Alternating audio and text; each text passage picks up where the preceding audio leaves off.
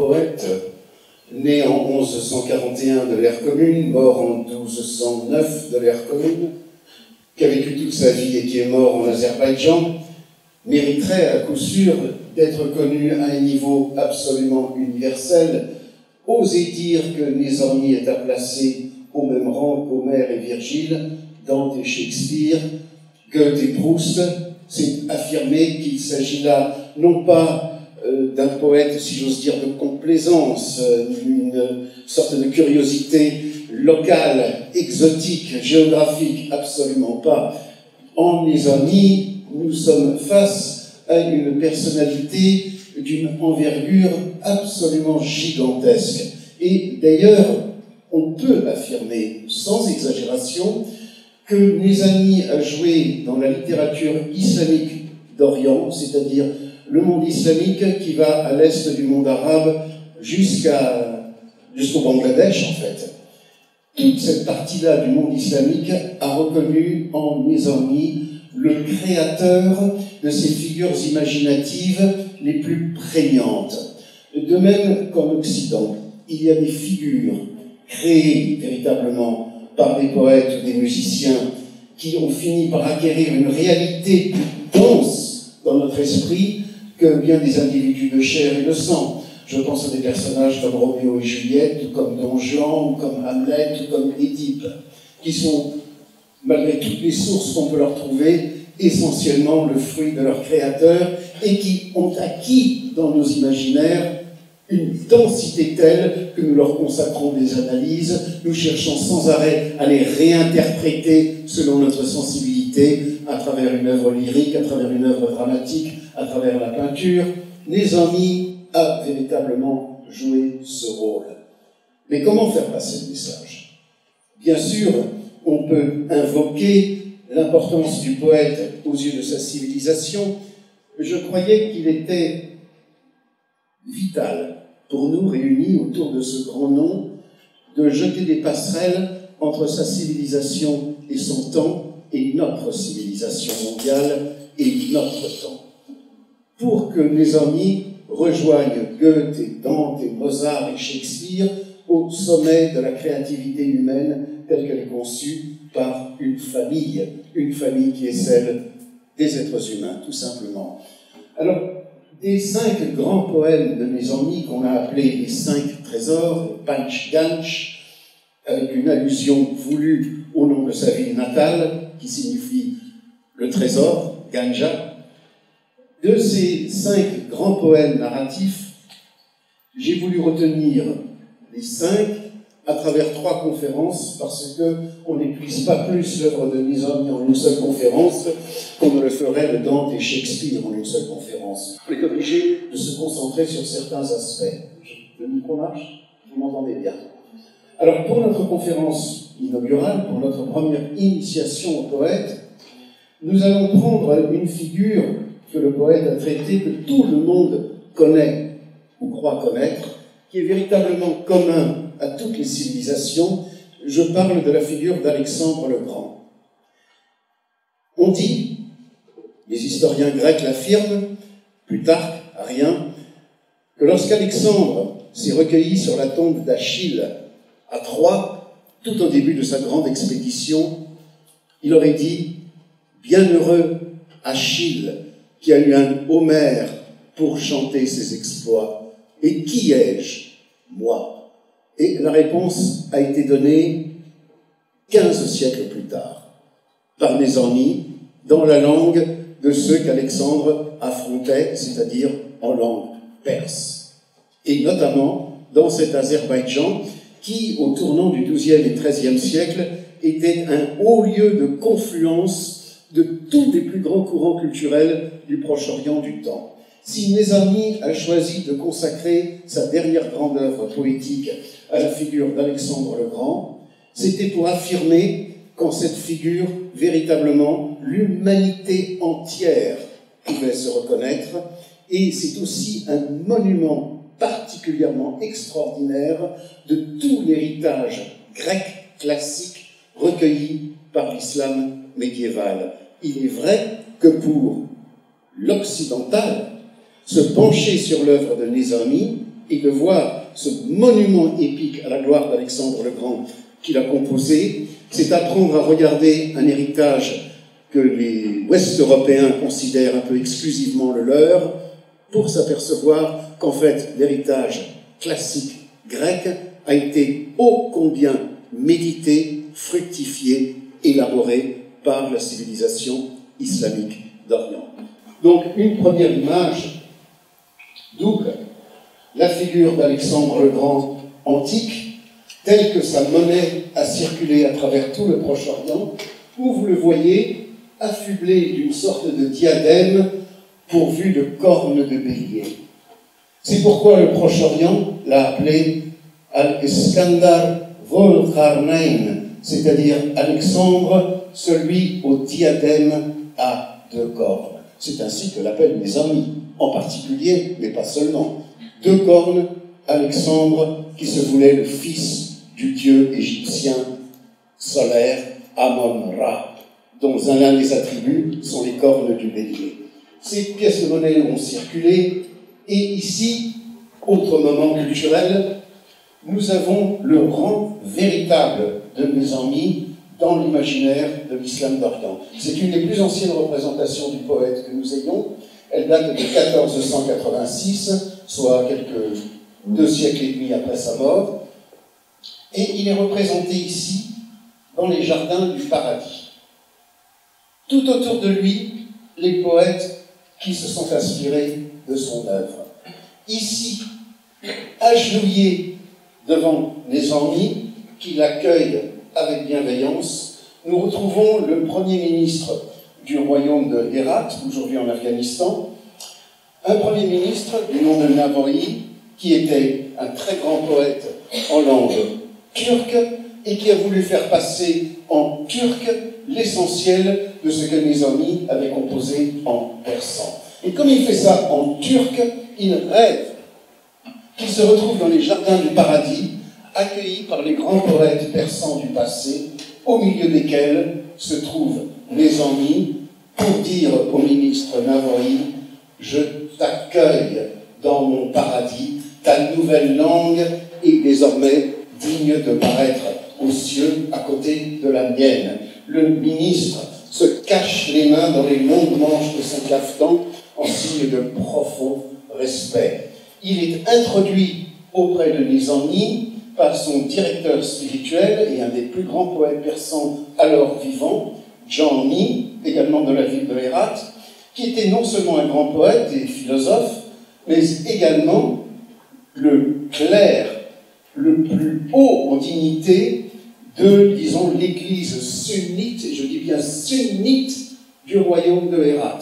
Parce que ce que cette miniature signifie, c'est que contrairement à une idée reçue, et rabâchée, et ressucée, et parfaitement fausse, oui, il a existé un art figuratif en civilisation islamique, et oui, les plus hautes autorités politiques et spirituelles l'ont non seulement approuvé, mais se sont même fait peindre les portraits de leurs vivants. Donc c'est une miniature qui est d'une importance capitale pour notre connaissance de cette littérature et pour la connaissance de cet art. Oui, on peut identifier qui sont les poètes: Nizami, Jami, Nava'i, Hassan de Delhi, Khorqani, Anwari, Sanoi, Ferdowsi, Saadi, Amir Khosrow de Delhi. Ces poètes sont intéressants parce que tous, d'une manière ou d'une autre, ont composé des romans à la gloire d'Alexandre le Grand, où de larges ponts de leurs vers ont été consacrés à cette figure, et à part quelques prédécesseurs, ici, tous viennent après Nizami et considèrent Nizami comme absolument central. Pour ceux qui s'intéressent à la littérature comparée, on peut tirer l'analogie du chant 4 de l'enfer de Dante, où Dante se voit, en fait, en rêve, emmené dans le jardin des limbes, dans l'autre monde, où le poète Virgile présente Dante, qui écrit une nouvelle langue, l'italien, auprès des figures des grands poètes latins et grecs du passé. Et de même que dans l'Enfer de Dante, c'est Homère qui est le poète central, honorate l'altissimo poeta, disent les autres poètes. De même, ici, tous les poètes sont réunis autour de Nézami. Et c'est une espèce de honorate l'altissimo poeta, honoré le très haut poète. Et ici, Talato Ferre, Cheikh Aoli Maqam, lui montre gracieux accueil le cheikh, l'ancien de très haut rang, Aoli Maqam. Donc nous allons découvrir un peu l'œuvre de Nizami à travers son roman d'Alexandre. Peut-être que je vais demander à quelqu'un d'assurer. Bon, c'est moi. Voilà. Alors, le roman d'Alexandre, très très compliqué. De la vie d'Alexandre, Alexander Magnus, Omegas, Alexandros, ce personnage qui a vécu 33 ans et qui semble avoir transformé le monde au cours de sa très courte vie, nous avons les sources grecques, Diodoros, Strabon, bon, pour les prononcer à la française, Quinte Purs, Flavius Joseph, Plutarque, Arien, Justin, et enfin, un personnage très curieux, dont nous ne connaissons pas le vrai nom, qui semble avoir été un Égyptien du tournant du IIIe et du IVe siècle, encore, entre guillemets, païen, qu'on appelle aujourd'hui en général le pseudo-Callisthène, parce qu'un des manuscrits porte ce nom. Pseudo-Callisthène est celui qui récupère la figure d'Alexandre et y fait entrer toutes les légendes du Proche-Orient de son temps, de l'Égypte à l'Iran et à la Mésopotamie. Ces images, ces figures, ces légendes, ces mythes se cristallisent autour du personnage d'Alexandre qui en sort complètement transfiguré. Et traduit en latin, le pseudo-Callisthène, dès le IVe siècle, alimentera l'imaginaire de l'Europe occidentale jusqu'à la Renaissance, jusqu'au XVe siècle. Et à travers l'Orient, ici, on peut dire que la figure d'Alexandre, le maître du diadème aux deux cornes, est essentiellement élaborée par Pseudo-Callisthène, tôt traduit en langue du grec en syriaque, écho dans le Coran. On sait que dès le IXe siècle, Pseudo-Callisthène a été traduit en arabe, il est repris par le commentateur coranique Tabari.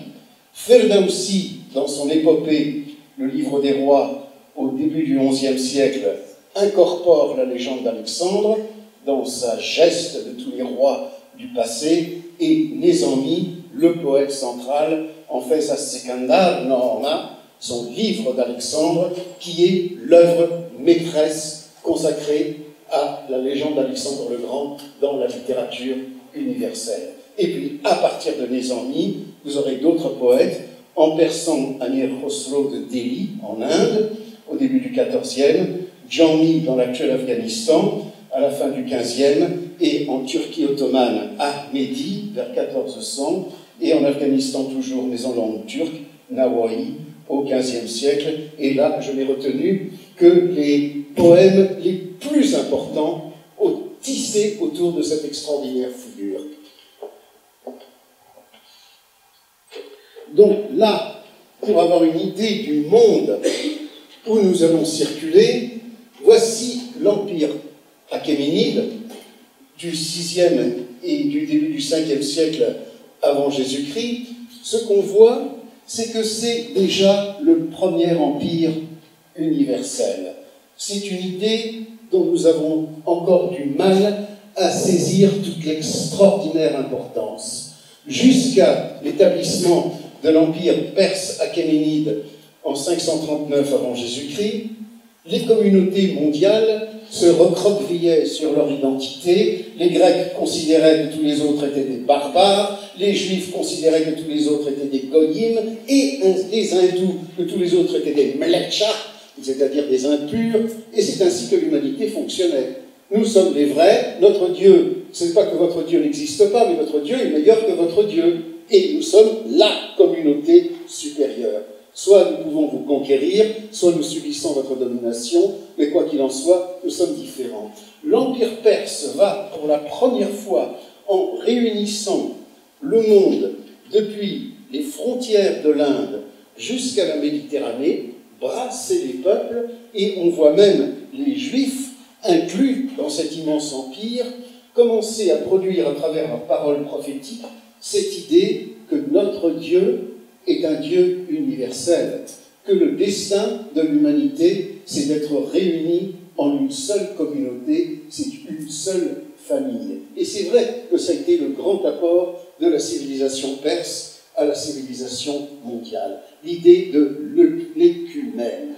En tout cas, ce qu'on voit déjà dans cette époque, c'est que la fameuse Macédoine, qui plus tard se rendra maîtresse de tout cet espace, la Macédoine elle-même, au début du 5e siècle avant Jésus-Christ, est encore tributaire de l'Empire perse, verse tribut au roi perse. Et en quelque sorte, l'aventure d'Alexandre sera la véritable révolte de la Macédoine, qui s'emparera de la Grèce, et par 3 batailles décisives se rendra maîtresse de tout cet espace, confondant le monde grec, le monde égyptien, le monde judéo-syrien, le monde iranien et le monde centra-asiatique, et enfin une partie du monde indien en une seule culture, la culture hellénistique. Alors cet immense empire est gouverné au début de sa grande splendeur du 5e siècle avant Jésus-Christ par Darius le Grand. Et ici je désigne cette figure devant qui les notables font hommage par ce geste.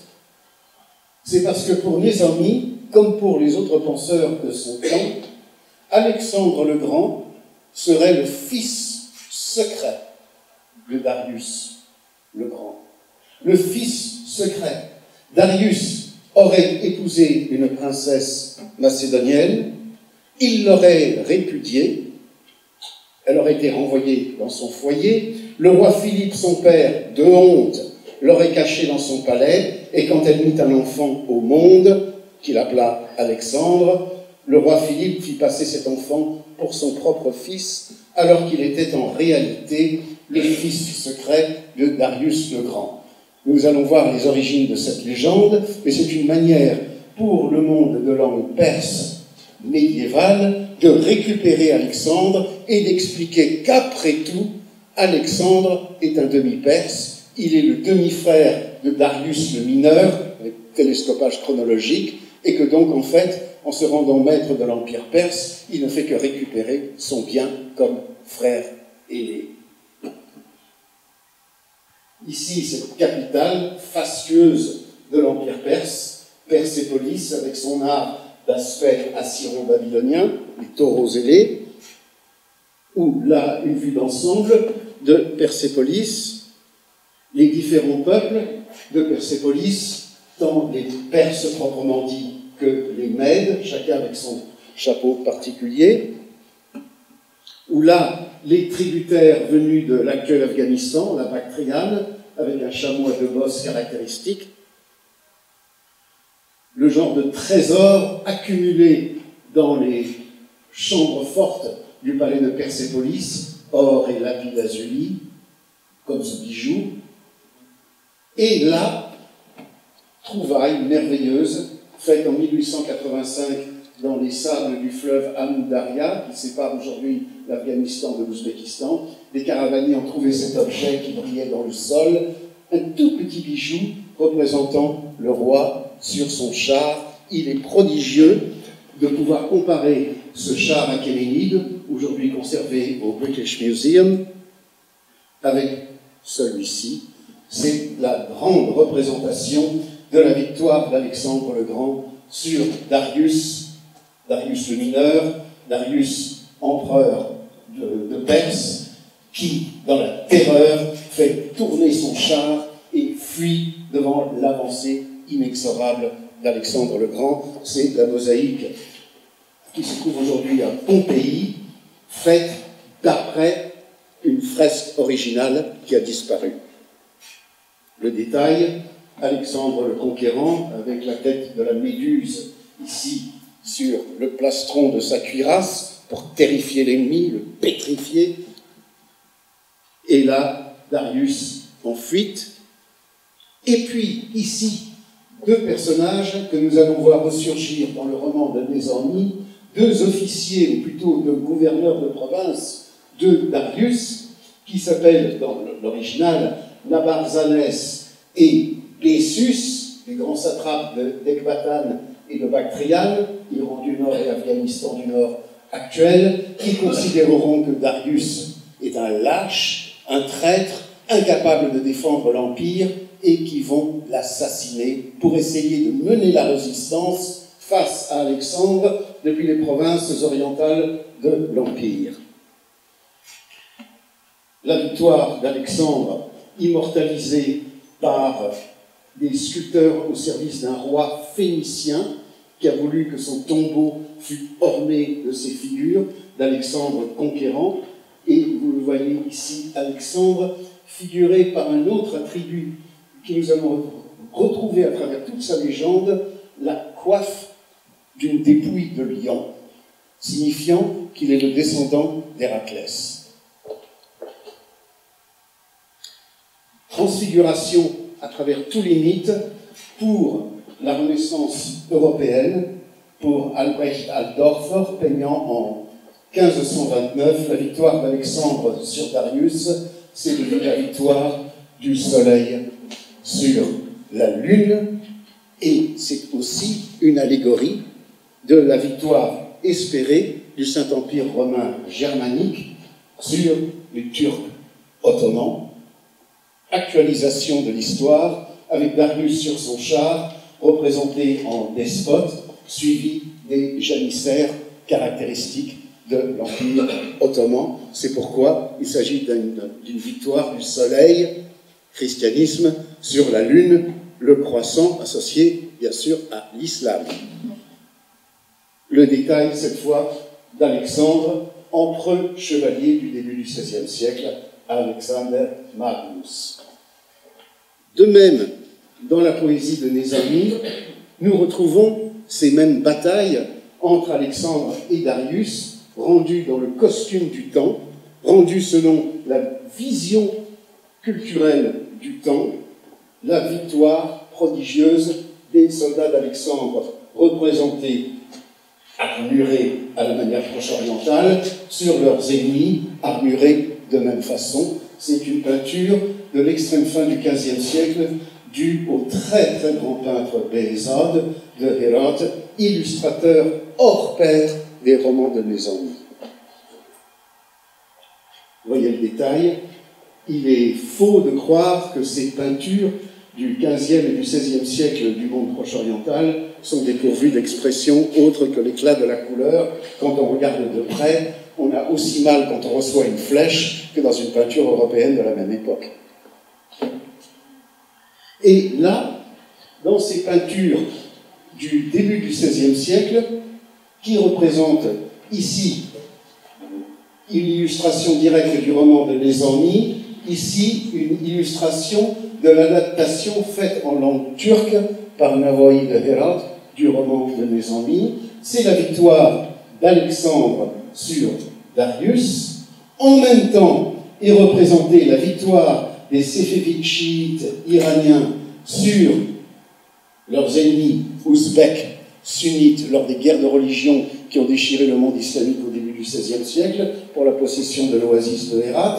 Et Alexandre est représenté comme un souverain chiite iranien avec le turban caractéristique du monde chiite au début du XVIe siècle, victorieux des sunnites représentés avec des turbans à la calotte plus basse, plus petite, et Darius le mineur est représenté comme jeune homme imberbe ici, avec cette idée qu'Alexandre et Darius sont des demi-frères qui s'ignorent. Alexandre est le frère aîné, Darius le mineur, le frère puiné. Et tout ceci réactualisé parce que ces peintures ont été réalisées pour un souverain iranien, Shah Tahmasp, façon non seulement pour les peintres et les calligraphes, mais aussi pour les notables de la ville de Hérat, de remettre ces deux beaux manuscrits à l'empereur pour dire « Majesté, vous êtes le successeur d'Alexandre ». Et nous verrons d'ailleurs que dans l'imaginaire du monde persanophone d'Orient, les rois perses finissent par être considérés comme des descendants d'Alexandre, de même qu'Alexandre est reconsidéré comme un descendant des rois perses. Ici, pour le prince Baïsongol, représenté de manière très mongole au début du XVe siècle, les soldats d'Alexandre, puisqu'il s'agit d'Alexandre, lui présentent un prisonnier. Il s'agit d'un de ces deux officiers qui ont assassiné le roi Darius. Alors, selon la légende, ces deux officiers tuent le roi Darius et espèrent recevoir pour prix de leur trahison envers leur propre roi un haut rang auprès d'Alexandre. Et à la place de cela, Alexandre les fera crucifier pour trahison envers leur souverain légitime et en reconnaissance, après tout, ils ont trahi un roi qui est mon demi-frère et donc ils ont porté une main sacrilège contre ma famille. Ici, nous avons un élément absolument central de la légende d'Alexandre telle que mes amis la chantent. Selon la légende, Alexandre et ses hommes auraient découvert Darius, non pas encore mort, mais expirant. C'est vrai que dans l'histoire, Bessus et Nabarzanès, quand ils ont tué Darius, enfin, ils l'ont poignardé, l'auraient laissé mourant, jeté à bas du chariot, alors qu'eux-mêmes battaient en retraite vers l'Orient, et les cavaliers d'Alexandre auraient découvert le corps de Darius, non encore mort, mais expirant, et Alexandre aurait versé sur lui des larmes, ce qui devient dans le texte de Nézanni, Alexandre tient la tête de Darius sur ses genoux, Darius lui livre ses réflexions philosophiques sur l'évanescence de la gloire humaine, tout passe, et surtout il y a un élément très tragique que nous allons voir comme étant absolument central dans la pensée de Nézanni, c'est que toute guerre est un fratricide. Nous nous livrons des combats en ignorant secrètement que nous sommes tous frères. Alexandre a provoqué le trépas de son demi-frère. Et c'est véritablement au moment où Darius est mourant sur les genoux d'Alexandre qu'Alexandre pleure sur son sort et Darius dit « Toi, tu ne sais pas combien moi je savais que tu es mon frère aîné. Tu vas hériter de mon empire. » Et il lui donne toutes sortes de conseils de gouvernement. Méfie-toi des traîtres, lesquels traîtres étaient venus auprès d'Alexandre pour lui annoncer la bonne nouvelle, mais ici sont faits prisonniers sur l'ordre d'Alexandre pour être mis à mort dans les supplices. Si nous insistons sur cette histoire, c'est parce que nous reconnaissons à travers l'enluminure combien elle correspond à un élément essentiel de ce qu'on peut appeler la tragédie de l'épopée du monde islamique d'Orient. Toute guerre est un fratricide. Ici, c'est Darius qui est représenté comme l'aîné, Alexandre un peu plus jeune. Darius meurt et tous pleurent sur son sort.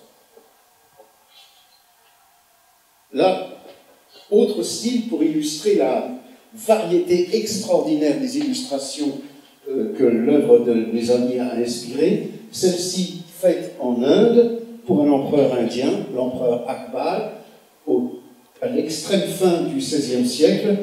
Pour ceux qui ont déjà l'œil un petit peu aiguisé, vous reconnaîtrez les influences de la Renaissance européenne apportées par les missions portugaises qui commencent déjà à modeler un petit peu le coloris en aplat hérité de la tradition persane. En ce qui concerne les motifs, ils restent toujours les mêmes. Voici Darius mourant sur les genoux d'Alexandre et les deux officiers félons, ici prisonniers.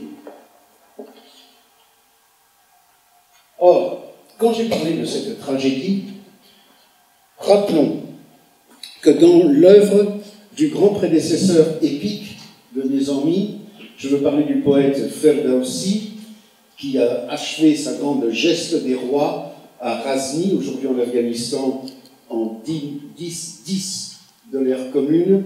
Toute l'histoire du monde est représentée comme une série de fratricides, symbolisée par des pères qui tuent leurs fils sans les reconnaître, par des frères qui s'entretuent, par des fils qui tuent leurs pères. Nous sommes des êtres humains et nous sommes séparés et aveuglés par les royaumes terrestres auxquels nous croyons appartenir, et ce faisant, nous trahissons notre commune humanité. Donc ici, dans l'armée des Touraniens, c'est-à-dire les Turcs d'Asie centrale, se trouvait le prince Sohrab, qui est un fils secret du héros des Iraniens, Rostam. Rostam tue Sohrab en combat singulier, et ce n'est que lorsque son fils est mourant qu'il apprend la vérité et déchire le plastron de sa cuirasse dans son désespoir. C'est ce motif que mes amis invoquent en montrant le combat entre Darius et Alexandre comme une nouvelle instance de fratricide. Dans la mythologie persane, en effet, le monde entier avait été autrefois gouverné par un prince illustre, Faridoun, et Faridoun, cosmocrator, maître du monde entier, selon cette miniature du début du XVIe siècle, avait partagé son empire entre trois fils, Iraj, ancêtre des Iraniens, Salm, ancêtre des Grecs et des Romains, des Européens, et Tour, qui sera l'ancêtre des peuples turcs. Et le monde, l'histoire du monde, c'est l'histoire de ce fratricide, comme ici, Tour tuant son frère Iraj. Toujours la répétition de la tragédie. Les descendants de ces trois peuples se déchirent, selon cette vision du monde, et pour Ferdowsi, Alexandre aura représenté un moment où au moins deux parties du monde se seront réconciliées. Le monde grec, il est le descendant de Salm, et le monde perse, il est le descendant de Iraj par Darius le Grand. Deux parties du monde, il reste une troisième partie du monde qui n'a pas encore été réunie. Peut-être à la fin des temps, le monde sera-t-il réuni sous un seul règne de justice. Mais jusque-là, toutes ces grandes épopées de langue persane du XIe, XIIe et XIIIe siècle restent parcourues de cette tension d'une humanité qui se déchire sans se reconnaître. Donc là, on peut, au-delà de la légende, essayer de trouver le noyau historique de cette figure extraordinaire, comme ce buste d'Alexandre trouvé par hasard en Turquie il y a une dizaine d'années. Le véritable personnage, vu ici, c'est également conservé au musée d'Istanbul. Là, la transfiguration d'Alexandre par l'imagination romaine. Je voudrais ajouter ici un aspect qui peut surprendre les lecteurs et les spectateurs européens. Nous avons une idée de la puissance et de l'importance de l'Empire romain et de notre héritage latin. Ceux d'entre nous qui nous penchons sur les littératures en persan, en turc ou en arabe, nous sommes toujours étonnés que le monde proche-oriental a parfaitement dédaigné le latin, mais par contre a révéré le grec. L'héritage latin escamoté, héritage grec, lui seul, exalté et mis en lumière. Et pour le monde proche-oriental, le millénaire qui s'étend des conquêtes d'Alexandre à partir de 336 avant Jésus-Christ jusqu'aux conquêtes musulmanes, 632 après Jésus-Christ, donc pendant tout ce millénaire, l'imagination proche-orientale va faire cristalliser cette aventure qu'a été l'hellénisation extrêmement profonde du Proche-Orient autour de la figure d'Alexandre. Alexandre, pour mes amis qui choisissent cette figure emblématique, représente un millénaire de civilisation. Il est grec, il est romain, il est toute cette partie de l'héritage culturel d'un monde. J'ajouterais que les Romains eux-mêmes se voyaient très certainement comme les successeurs et les continuateurs d'Alexandre, notamment au Proche-Orient. On sait que Auguste, quand il parvient en Égypte, se fait graver sur son anneau impériale la figure d'Alexandre. On sait que Caracalla se fait proclamer un nouvel Alexandre. Les pièces de monnaie en or comme celle-ci qui ont tant circulé au Proche-Orient sont en fait de facture romaine. Manière pour les Romains d'affirmer un pays grec, y compris en Syrie et en Égypte et en Anatolie, nous continuons l'œuvre de celui qui est notre véritable fondateur. Je reprends encore ces paroles d'Auguste en Égypte, à Alexandrie, où les prêtres lui ont montré le tombeau d'Alexandre, devant lequel Auguste s'est recueilli, comme son grand-oncle Jules César avait pleuré devant une statue d'Alexandre en Espagne romaine. Âgé de 32 ans, il avait dit « À mon âge, il avait déjà conquis la moitié du monde, et moi, je n'ai encore rien fait. » C'est dire. Mais quand le prêtre égyptien veut montrer à Auguste le tombeau d'un roi de la dynastie des Ptolémées, Auguste répond « Je suis venu voir le tombeau d'Alexandre et pas celui de n'importe quel roitelet. » C'est vraiment dire à quel point les Romains eux-mêmes exaltent cette figure, et cela aura pour résultat que la Grèce a pris et que le Proche-Orient, une fois dégagé de l'hellénisme pour adopter la langue arabe, puis la langue persane et la langue turque, plus ou moins arabisée, reconnaîtront en Alexandre la figure qui symbolise toute cette civilisation. Là, nous avons toujours de la même matrice romaine une représentation du père d'Alexandre, Philippe, celui qui conquiert la Grèce, proclame son intention de venger la Grèce contre la Perse en envahissant l'Empire perse. La mort l'empêchera de poursuivre ce but qui sera poursuivi par son fils.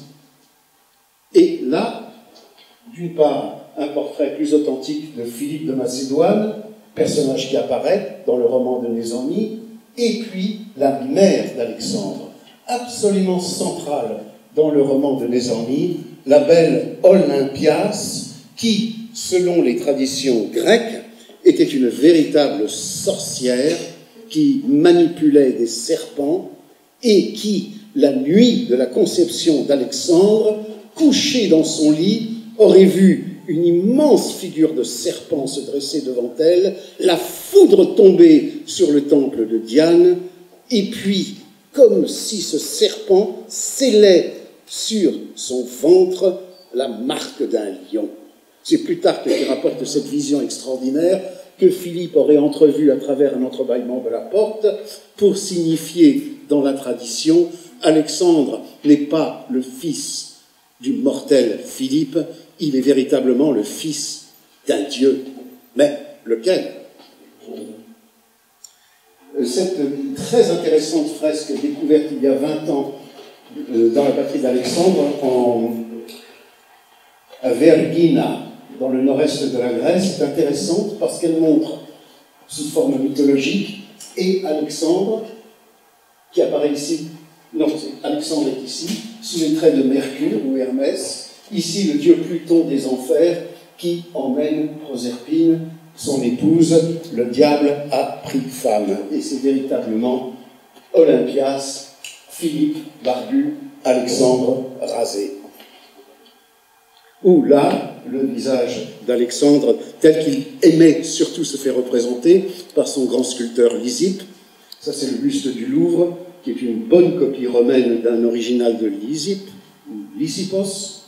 Ici, le grand adversaire de Philippe et d'Alexandre, Démosthène, Démosthène qui défend non seulement l'indépendance d'Athènes, mais surtout une conception de civilisation à laquelle vont mettre fin Philippe et Alexandre. Quelle est cette différence de conception?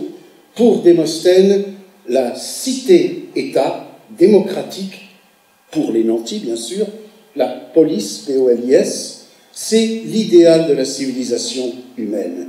La civilisation humaine ne peut s'exprimer qu'à la petite échelle d'une cité dont tous les membres dirigeants se connaissent. Alors qu'avec Alexandre va prendre forme une adaptation de l'Empire perse antique, dont Alexandre va se rendre maître, et qui est non pas polis, mais cosmopolis. La ville dont nous sommes citoyens, c'est le monde entier.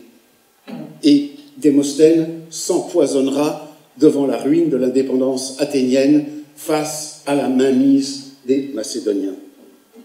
Ici, deux autres philosophes dont parle énormément Nézami, façon de rappeler que le roman de Nézami est aussi une somme encyclopédique de tout ce que le monde islamique de la fin du XIIe et du début du XIIIe siècle connaissait de la philosophie grecque. Aristote. Aristote que Philippe lui-même avait choisi pour tuteur d'Alexandre. Un Aristote qui proclamait « Oui, il y a un gouffre entre les Grecs et les non-Grecs.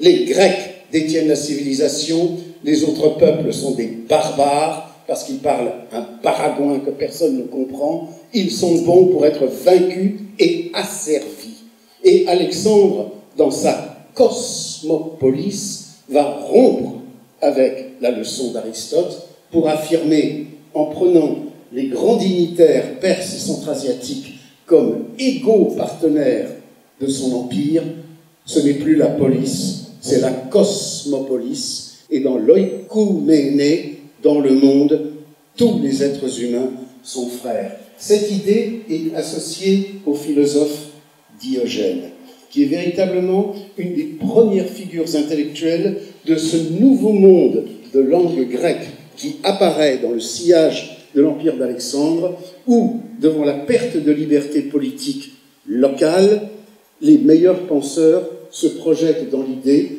qu'il faut cultiver notre vertu et notre liberté intérieure comme citoyens d'une cosmopolis.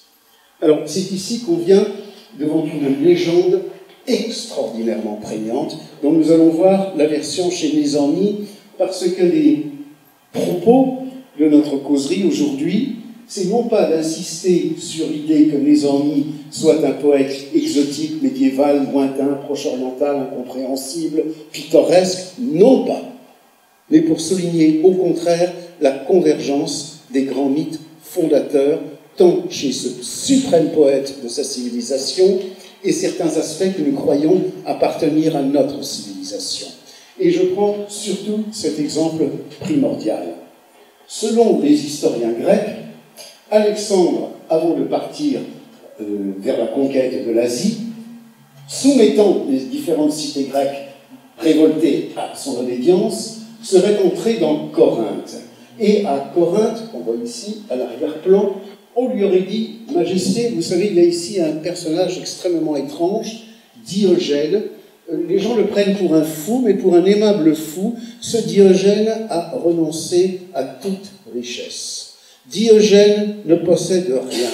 Il vit dans une espèce de tonneau d'huile, enfin dans un baril d'huile, oui, une outre à huile vide, c'est sa maison, et il dit à tout le monde « Je suis un chien, et je jappe, et je me permets de critiquer les puissants de ce monde, qui ne peuvent pas me toucher parce qu'ils ne peuvent rien me prendre, parce que j'ai renoncé à toute richesse, je n'ai rien. » Cynique, évidemment, c'est le mot grec kynos, kynikos, c'est-à-dire qui est semblable à un chien.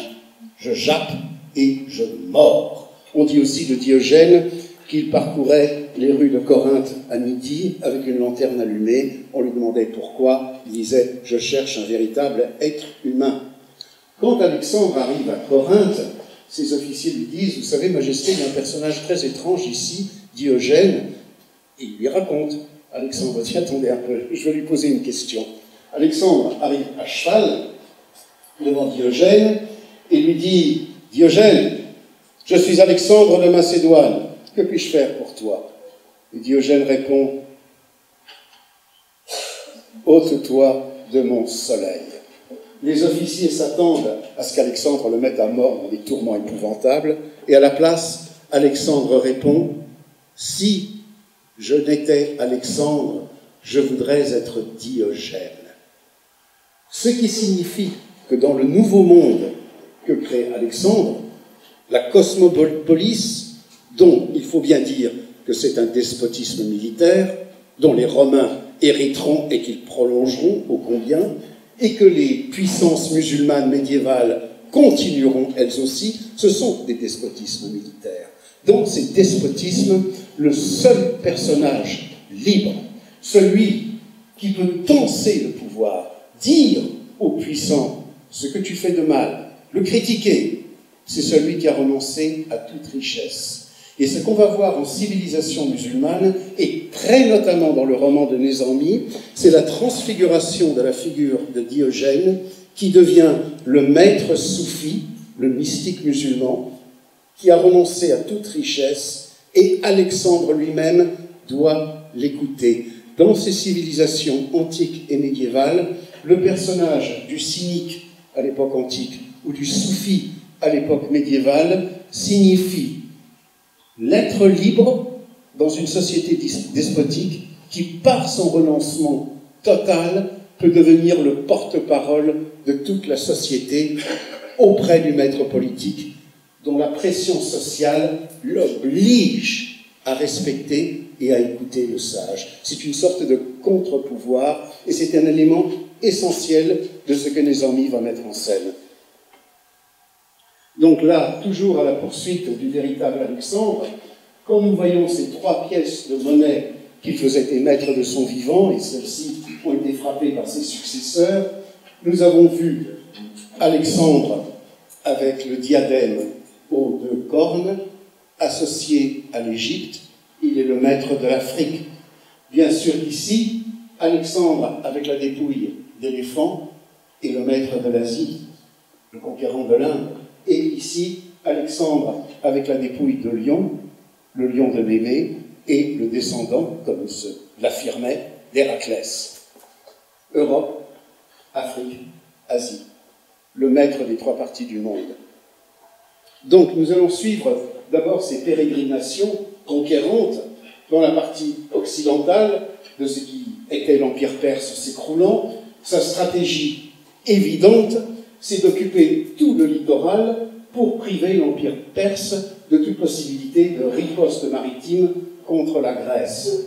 C'est ici que vont avoir lieu ces grandes batailles décisives qui vont briser les chines militaires de l'Empire perse, et Alexandre descend le long de la côte syrienne et palestinienne pour aborder l'Égypte. Or, ce qui va caractériser la transfiguration mythique d'Alexandre le Grand, c'est que tous les peuples, d'abord avec la seule exception des Perses, mais on verra après comment ils l'ont transformé, tous les peuples qui se seront soumis à Alexandre vont chercher à faire d'Alexandre quelqu'un issu de leur propre civilisation, comme si, après tout, Alexandre, c'est nous.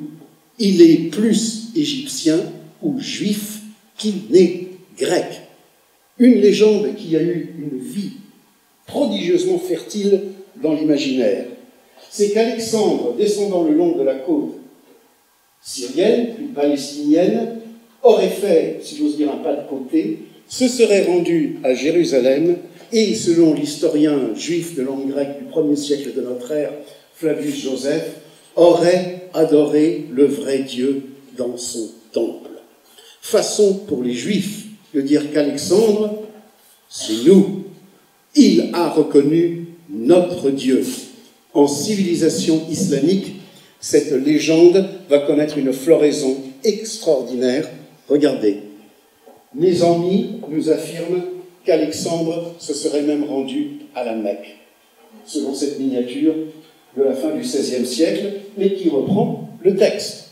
Alexandre se serait rendu à la Kaaba, Alexandre se serait rendu à la Mecque, Alexandre aurait reconnu le vrai Dieu, Alexandre aurait été un monothéiste. Oui, puisque le Proche-Orient, à partir de Flavius Joseph, affirme qu'Alexandre aurait adoré le vrai Dieu dans son temple, qui, pour Flavius Joseph, au 1er siècle après Jésus-Christ, ne pouvait être que le temple reconstitué ici de Jérusalem. Donc c'est un élément de la légende qui va aussi avoir son écho en chrétienté médiévale pour faire d'Alexandre une sorte de roi prophétique d'avant le Christ et d'avant Mohammed pour le monde islamique, un prophète de la réconciliation de l'humanité. C'est pourquoi cette figure n'est pas seulement militaire, mais qu'elle est imprégnée d'une partie de la pensée bien historique d'Alexandre, casser la barrière entre Grecs et non-Grecs et réunir l'humanité en un écumène ou une cosmopolis. L'aventure d'Alexandre en Égypte est aussi d'une suprême importance. À peine arrivé en Égypte, ici une très belle fresque macédonienne qui l'évoque, et là le temple situé à l'extrême ouest du désert égyptien, on peut regarder sur la carte, ici, ce sera l'errance à travers le désert occidental d'Alexandre avec ses troupes pour arriver à cette oasis, ici, l'oasis de Siwa, dont les prêtres salueront Alexandre comme le véritable fils du dieu égyptien Amon-Ra, le dieu solaire aux cornes de bélier. C'est pourquoi le monde islamique, et ceci dès la méditation proposée à tous les fidèles musulmans dans le Coran. Il faut bien rappeler qu'Alexandre est un personnage coranique. Il est dans la 18e sourate. C'est le voyageur qui est arrivé jusqu'à l'extrême Occident, aussi bien qu'à l'extrême Orient, et on l'appelle le Dhul Qarnayn, c'est-à-dire celui dont le diadème s'orne de deux cornes. Et tout ceci vient de ce voyage extrême à travers le désert égyptien. Donc, revenu en Égypte, Alexandre revendique la protection du dieu solaire, représenté très souvent par une tête de bélier, parfois posée sur un corps d'homme. Je prends des œuvres d'art à dessin appartenant à l'époque égyptienne extrêmement tardive, juste avant l'arrivée d'Alexandre. La situation politique de l'Égypte, elle avait essayé de se dégager de la tutelle perse, elle s'était révoltée, les Perses avaient rétabli leur domination, et Alexandre avait beau jeu de se présenter aux Égyptiens comme un libérateur. Et toujours est-il qu'il va s'insérer exprès dans la lignée pharaonique vis-à-vis des Égyptiens. Donc on a vu les Juifs récupérer, si j'ose dire, Alexandre, et maintenant ce sont les Égyptiens, comme autant les derniers pharaons de la 30e dynastie se faisaient souvent représenter avec les cornes du dieu Amon, c'est ainsi qu'Alexandre aussi va se faire représenter. Ici, nous avons Alexandre sculpté en Égypte avec les cornes. Ici, son nom en hiéroglyphe Alexandros. Là, Alexandre en pharaon devant le dieu Mine, le dieu bien sûr de la fertilité. Et puis, ici, le dernier pharaon de l'Égypte indépendante, Nectanebo, avec la déesse Isis. Et si je le montre, c'est parce que ce sont les Égyptiens qui vont sécréter cette légende que ce serpent prodigieux que la reine Olympias aurait vu en Macédoine aurait été le roi Nectanebo, le pharaon Nectanebo lui-même, magicien, qui se serait matérialisé en serpent de l'autre côté de la Méditerranée pour rendre enceinte Olympias. Donc, Alexandre ne serait pas vraiment le fils de Philippe, mais bien du dernier pharaon indépendant d'Égypte. C'est l'origine de la légende qu'on retrouve chez les Amis, qu'Alexandre serait le fils secret de Darius le Grand. C'est le noyau de la légende. Donc, Alexandre est en fait fils de tout le monde. Il est fils de Philippe, et ça arrange sa dynastie macédonienne. Il est fils d'Héraclès, il en impose aux Grecs. Il est l'adorateur du vrai Dieu dans son temple, les Juifs sont contents. Et en Égypte, il est le fils secret du dernier pharaon et aussi fils du dieu Amon. La filiation se diffuse et elle est très, très commodément partagée. Donc les Ptolémées, après Alexandre, les généraux grecs qui hériteront de cette partie du royaume, se font bien sûr eux aussi représenter comme des pharaons. Alors nous allons repartir au Proche-Orient, où Alexandre pourchasse les débris de l'armée de Darius. Voilà une très belle fresque encore retrouvée il y a 20 ans seulement en Macédoine grecque. Donc nous abordons la partie orientale du périple. Babylone, et puis Suse et Persépolis, avant la poursuite des dernières troupes de Darius à travers, si vous connaissez à peu près la géographie de cette partie du monde, on s'aperçoit que tout s'est joué entre la partie occidentale du monde iranien et la partie orientale, séparée par cet immense désert de sel, et tous les grands combats qui cherchent à unir les deux parties ont lieu le long de cette chaîne d'oasis qu'Alexandre va poursuivre à son tour. C'est ici, le long de cette route, qu'il va trouver Darius mourant ou mort, selon d'autres sources, et qu'il va se heurter à une véritable résistance. Ces deux princes félons, selon la légende, qui auraient trahi leur maître Darius pour essayer de gagner les faveurs d'Alexandre, dans l'histoire, peuvent être tout aussi bien interprétés comme de véritables résistants, car en effet, Satybarzadès à Hérat, à Aria, ou Bessus dans la partie de la Bactriane, vont obliger Alexandre à se battre 4 ans durant dans cette partie du monde avant de pouvoir les vaincre. Beaucoup plus de temps qu'il en a passé dans le reste de son empire. Alors, nous avons les trouvailles merveilleuses de l'archéologie en Macédoine, d'authentiques casques macédoniens, les vrais et tels qu'ils sont représentés. L'armée d'Alexandre, c'est la phalange, avec les longues saris, qui présentent un véritable hérisson infranchissable pour les armées ennemies, une infanterie, à peu près 40 000 hommes et 6 000 cavaliers constituent l'armée d'Alexandre. Pensons cependant que lorsqu'Alexandre, à cheval, c'est un Macédonien avec son casque caractéristique, avec cette sorte de crête, fonce sur l'infanterie perse, c'est une époque qui n'a pas les étriers. L'étrier et la selle permet au chevalier médiéval d'enfoncer sa lance, non pas avec la seule force de son bras, mais avec la force du cheval qui pousse la lance, ce qui transforme le chevalier médiéval en une espèce de char d'assaut, alors que le cavalier antique, lui, qui n'a ni selle ni étrier, mais un simple tapis, ne se maintient à cheval que par le pur équilibre, et son javelot, il le lance de la seule force de son bras, ce qui désigne d'ailleurs une équitation ô combien plus souple, agile et sophistiquée.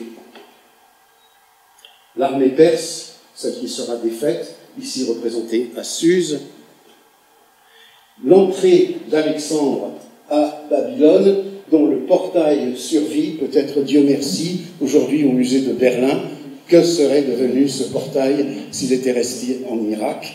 En tout cas, c'est par ce portail qu'Alexandre est entré, non pas à cheval, mais sur un mode de véhicule déjà archaïque de son temps, le char. Pourquoi? Pour être comme Apollon. Le dieu soleil entre dans Babylone.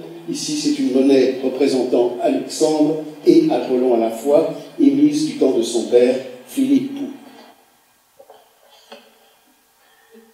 Les merveilles de Babylone, gardées par le lion et le dragon, qui sont des symboles équivalents, et nous allons le découvrir demain après-midi dans la pensée nizamienne.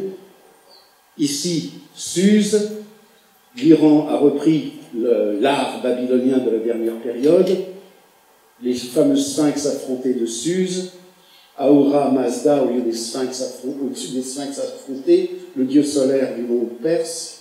Alexandre entre dans Persépolis, et c'est à Persépolis qu'il accomplira ce qui sera considéré comme son plus grand méfait.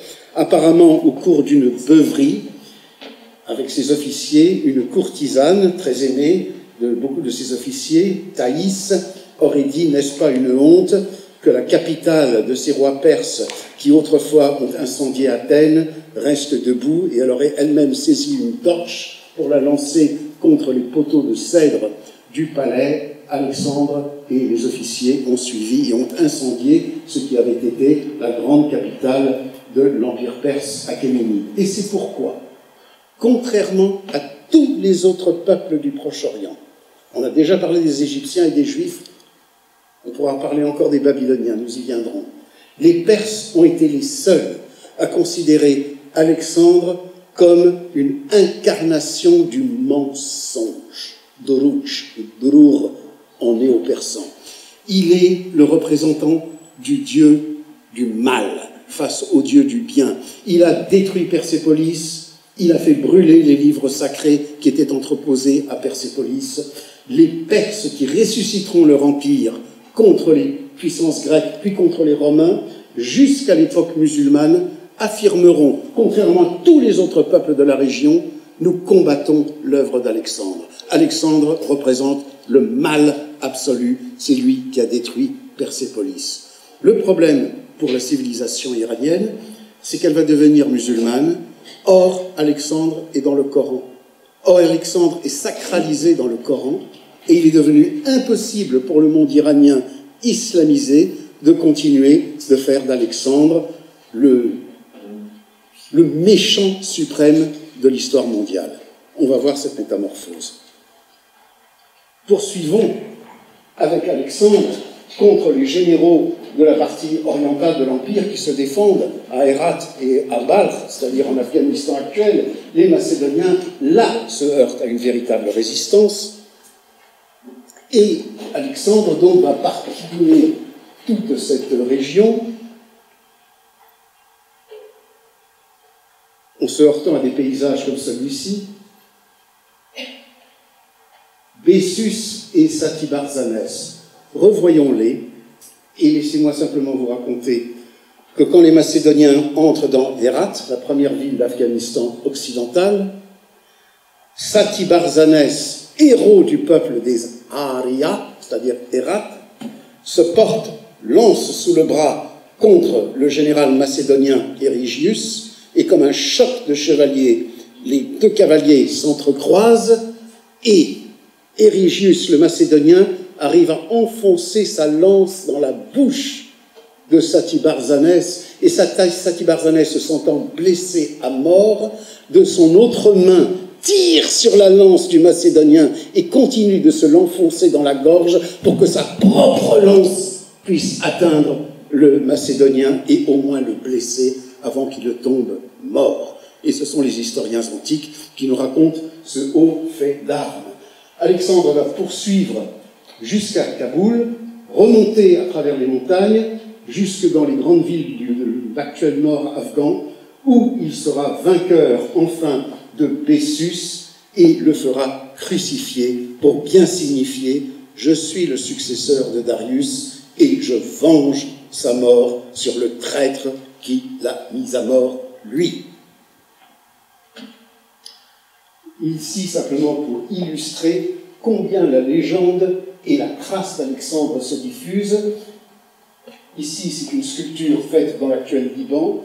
Celle-ci a été trouvée dans ce qui est aujourd'hui la principale base américaine en Afghanistan, à Bagram. Un petit Alexandre qui était à cheval. Ou là, Alexandre à cheval, trouvé à Pompéi. Alexandre à cheval. Dans le nord de l'Afghanistan, une fois maître, Alexandre va cette fois poursuivre sa politique de cosmopolis d'une façon particulièrement révolutionnaire. Il va tomber, disent les historiens, profondément amoureux de la fille d'un prince de Bactriane qui s'appelle en langue perse Raushanak, c'est-à-dire la brillante, dont le grec fera Roxane, et il l'épousera. Puis il ira plus loin encore et il ordonnera à tous ses officiers supérieurs de prendre des épouses perses et centra-asiatiques, façon de couper avec la rupture entre monde grec et non grec. La peinture occidentale, grecque puis romaine, ici nous en avons une version préservée à Pompéi, va représenter une noce d'Alexandre et de Roxane sous les traits mythologisés Mars et Vénus, Arès et Aphrodite. Ici, vous avez la version qu'on a faite Botticelli, Alexandre Mars, vaincu par la beauté de Roxane Vénus. Bon, on sait que Botticelli a réalisé ce tableau d'après une description qui avait été faite chez l'auteur grec Lucien de ces représentations.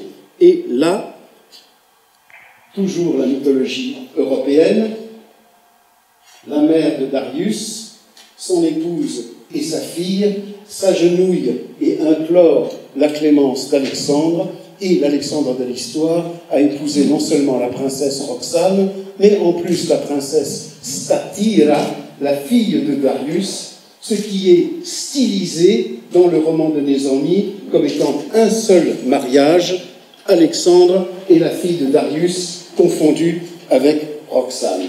Donc voici une des très rares représentations. Ça, c'est une miniature donc de la fin du XVIe siècle, avec Aristote ici qui regarde hébété comment est-ce que notre roi peut épouser une non-grecque. Le détail. Et là, pour Nézami, il y a eu une autre rencontre beaucoup plus importante à ses yeux que celle entre Alexandre et Roxane, Roxana. Oui, ça c'est très bien pour lier les deux empires, pour réunir la famille éparse. En quelque sorte, c'est sa nièce qu'il épouse, puisque Darius, le mineur, est censé être son demi-frère. Mais là, Alexandre apprend que règne dans le Caucase une reine prodigieuse de beauté et d'intelligence, la reine de Barda. Et ça, c'est chez nos amis d'Azerbaïdjan. Cette reine, qui est lumineuse, apprend qu'Alexandre veut lui envoyer une ambassade. Elle prend la précaution de faire peindre un portrait d'Alexandre d'abord. Alexandre, par ruse, se présente chez la reine comme s'il était son propre ambassadeur. Elle dit « Je t'ai reconnu, j'ai déjà fait faire ton portrait ». Ce que le miniaturiste Mirza Ali représente dans son interprétation de la légende de la rencontre d'Alexandre et de ce qui est une transfiguration de la légende des Amazones. Alexandre est la reine des Amazones. Il y a un très très beau passage dans Plutarque qui dit beaucoup, affirme qu'Alexandre, comme Thésée, a rencontré la reine des Amazones, et un des généraux grecs, Ptolémée, dit « Tiens, c'est curieux comment ça se fait, j'étais là et j'en ai pas entendu parler ». Donc c'est une légende, mais ici, ce que le miniaturiste a cherché à représenter, c'est qu'Alexandre et la reine du Caucase représentent un couple archétypique de royauté suprême. Ils sont réunis et ils forment Adam et Ève, Salomon et Bilqis. Et le troisième couple, Salomon et la reine de Saba, le troisième couple exemplaire de sagesse sur le trône, symbolisant le règne de l'intellect sur les pulsions. Ainsi, la reine et le roi ensemble forment le couple humain primordial, et la reine elle-même est représentée sur un trône prodigieux comme un éclat solaire qui forme son auréole.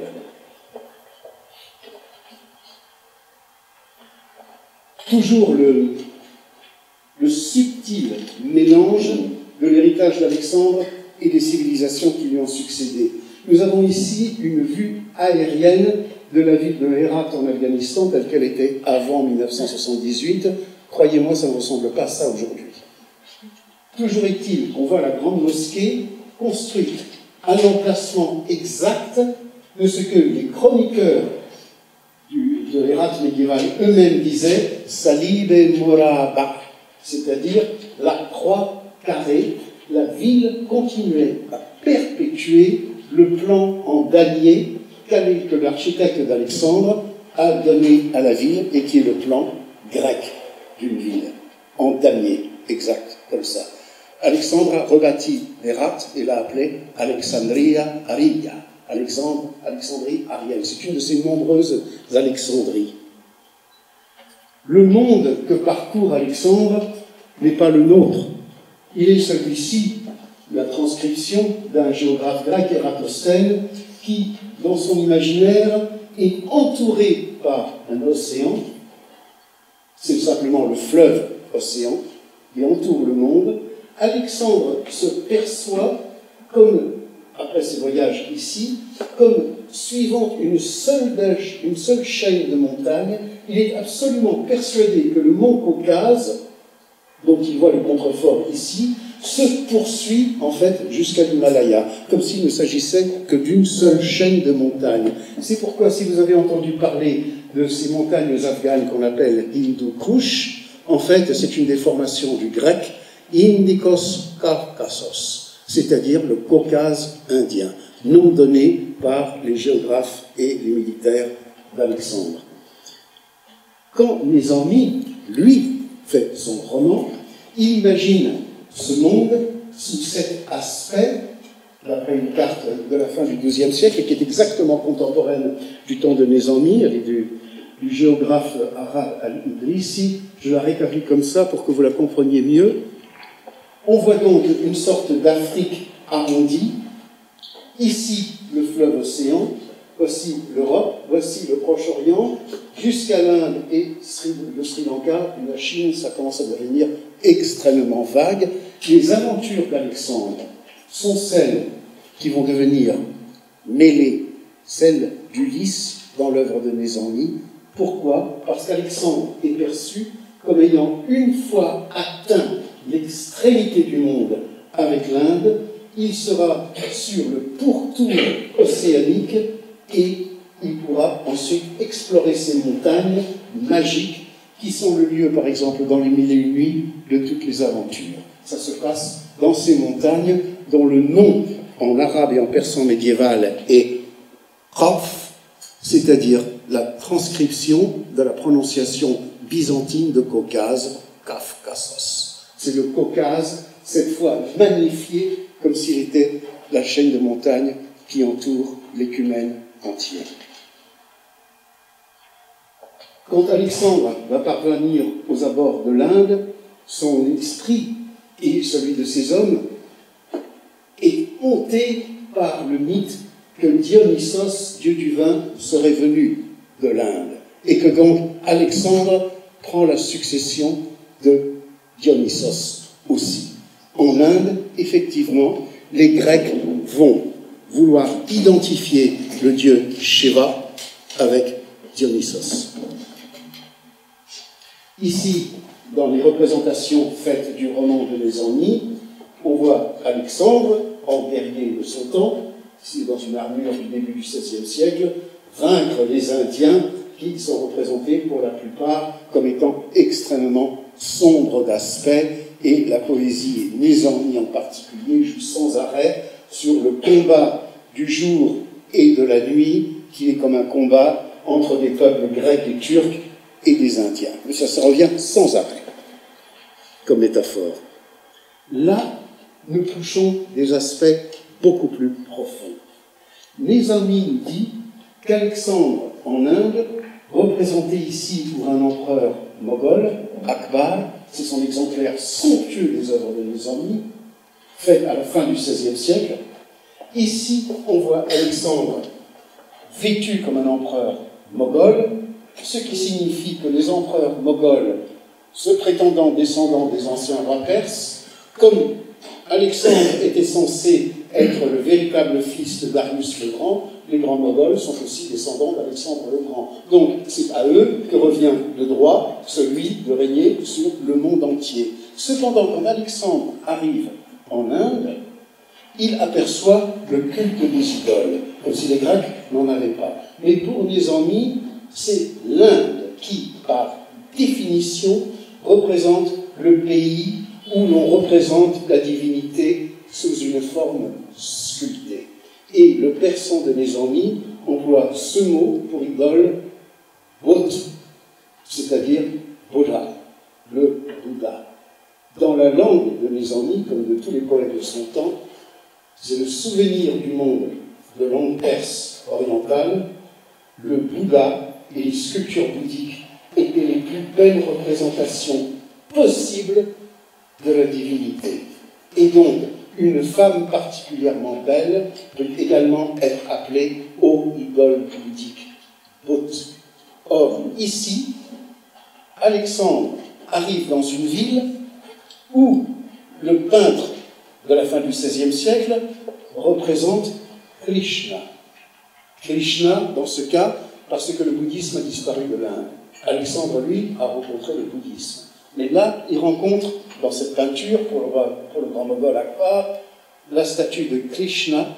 Cette statue, nous dit le poète, avait deux yeux merveilleux qui brillaient, des rubis qui brillaient dans la nuit et qui rendaient la nuit lumineuse. Alexandre, comme partout, veut détruire cette statue, mais une jeune femme, considérée plus belle encore que la statue, et elle aussi appelée une hôte, c'est-à-dire une idole bouddhique, se porte devant Alexandre et dit: Alexandre, ô toi qui es le roi de toute justice, sache l'histoire de cette statue. Au lieu de la détruire, comprends qu'autrefois, il n'y avait ici qu'une coupole en ruine. Deux oiseaux merveilleux sont descendus du ciel, chacun tenait un rubis dans son bec. Toute la population a voulu s'emparer de ces rubis jusqu'à ce qu'un sage leur dise: non pas, ces rubis sont sacrés, ils représentent la véritable lumière du ciel et du soleil, inséparables. Construisez plutôt un temple et une magnifique statue haute, bouddhique, et incrustez ces deux yeux. Un jour, un conquérant comprendra. Et Alexandre dit: mes amis, de sa façon extrêmement difficile et elliptique, comprend. Il dit: j'épargne, je mets cette statue sous ma protection. Non, je ne détruirai pas l'idole, parce que, ô beauté bouddhique, j'ai compris ton histoire bouddhique. Qu'est-ce que cela signifie? Cela signifie que Nizami, en mystique soufi qu'il était, affirmait, et c'est la révolution spirituelle de la mystique soufie, toutes les religions convergent vers l'adoration de la divinité. Chacune a sa façon. Or, le bouddhisme et l'hindou ou le chrétien qui s'investit dans la représentation de la divinité à travers une icône ou une statue, et une approche de l'âme qui voit la divinité dans le monde visible. Le judaïsme et l'islam affirment au contraire une divinité absolument invisible. Il semble qu'il y ait contradiction entre le visible et l'invisible, entre l'immanence de la divinité et la transcendance de la divinité. En réalité, la divinité est à la fois invisible et visible.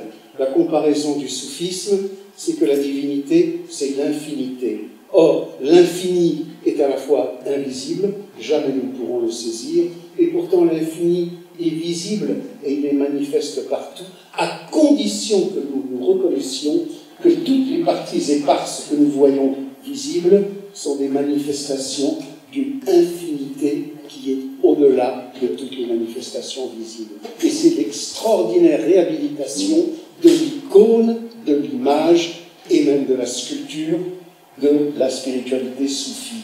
Quand Nizami, avec cette profondeur d'imagerie qui est si caractéristique, parle d'Alexandre qui reconnaît la valeur de l'idole, cela signifie qu'elle a deux yeux. Les deux yeux sont reconnaître l'immanence du divin visible en toutes choses et la transcendance du divin invisible et au-dessus de toutes choses. C'est une des images qui nous enseigne pourquoi le livre d'Alexandre de Nizami a été un livre de chevet pour l'empereur Akbar en Inde.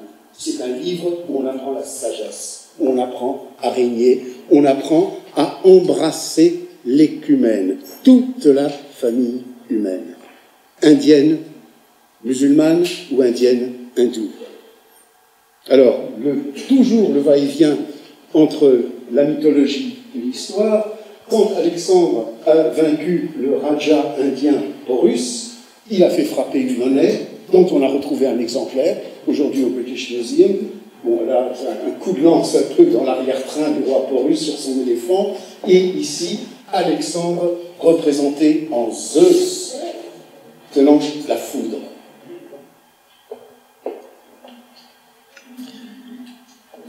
Les rois qui se sont maintenus en Asie centrale après la mort d'Alexandre et le partage de son empire Eutydème, Eucratide et Ménandre.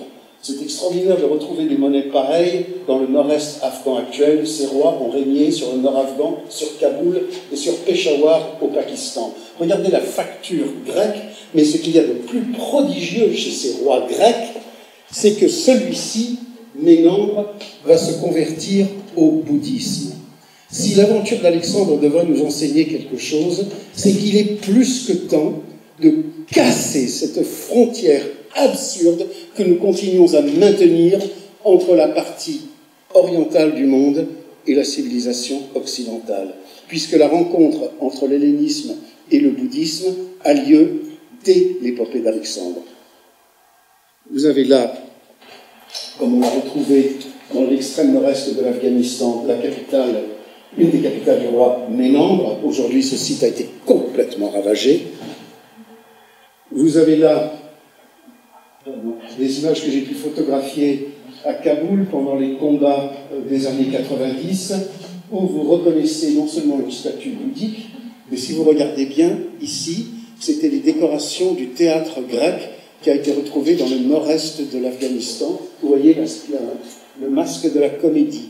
On jouait le théâtre grec dans ce qui est aujourd'hui la frontière afghane et tadjikistanaise. Aussi loin que ça, ce qui a d'ailleurs donné lieu à une hypothèse extrêmement intéressante, que le théâtre sanskrit, qui commence à naître à cette époque, serait une réponse à l'influence du théâtre grec. Là, encore une trouvaille prodigieuse faite par les Anglais à Peshawar.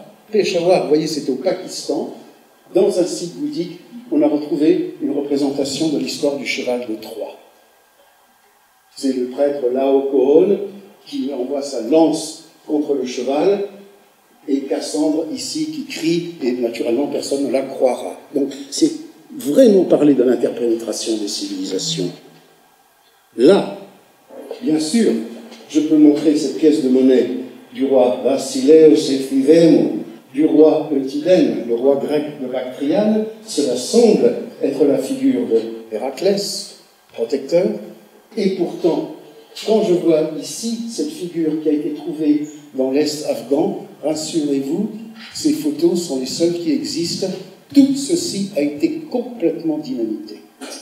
On a retrouvé cette figure qui semble être d'Héraclès, et pourtant, ici, il tient ce que les indianistes reconnaissent immédiatement comme étant le symbole indien de la foudre, Vajra.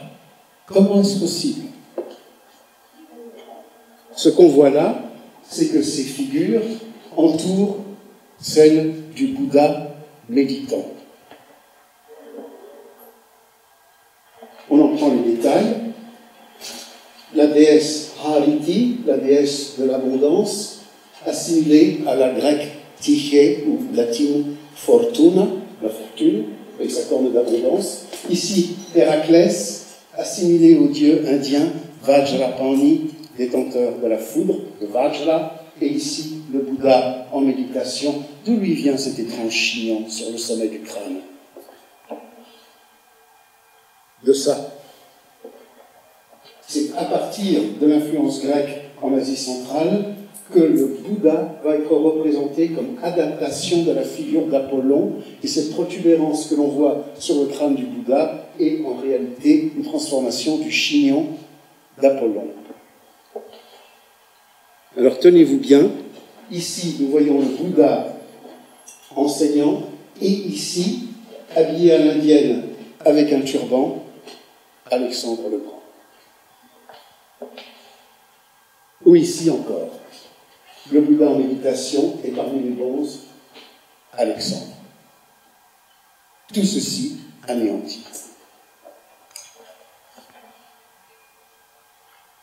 Les Centra-Asiatiques de langue iranienne, les Kushan, qui ont pris le pouvoir en Asie centrale, ont absorbé le royaume grec à partir de 50 avant Jésus-Christ, mais ont perpétué cette civilisation syncrétique. Le roi Kanishka. Et là, quand on voit la figure du Bouddha et la déesse de la fortune à côté de lui, regardez bien ce geste, et ce que l'on découvre, c'est une reproduction de l'image classique du sage ou du poète, ici Sophocle. le même geste, le même costume, le même vêtement, la même main. Ça veut dire le sage enseignant. Ici, je réunis deux tragédies. Un maître d'école à Palmyre, avec ce geste caractéristique du sage, avec son jeune élève, et ici, le Bouddha, avec ce même drapé hellénistique, la transmission de la Méditerranée, Palmyre, les royaumes d'Asie centrale, et jusqu'à Kaboul, ceci anéanti, ceci anéanti, c'est-à-dire que c'est comme si on avait détruit exprès des chaînons de l'ADN de la famille humaine. Exprès. Heureusement que nous en avons des images. Là, heureusement préservé au musée Guimet de Paris, un génie aux fleurs, toujours ce même geste. L'art gréco-bouddhique. Alexandre est encore une transfiguration absolument prodigieuse. Là, il est représenté en Macédoine avec la coiffure de lion, donc il est Héraclès.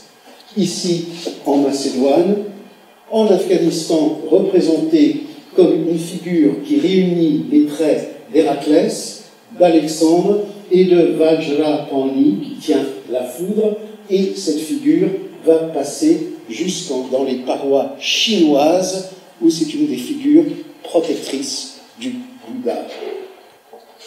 Et en mythologie perse et centra-asiatique, ce personnage mythique devient Rostam, qui a conservé d'Héraclès cette coiffe de lion et qui conserve de l'Inde cette massue magique avec une tête de taureau, Gorz, qui vient de Vajra en vieux perse, Vajra en sanskrit, c'est-à-dire la foudre est aussi une manifestation de la fertilité fécondante de la divinité céleste.